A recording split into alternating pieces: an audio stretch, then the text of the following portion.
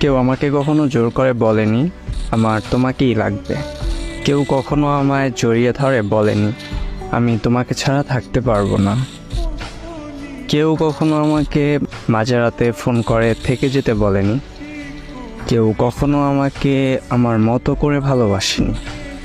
জানো, আমি হারিয়ে গিয়েও দেখেছি কেউ কখনো আমাকে হারিয়ে যেতে দেখে আফসোস করেনি।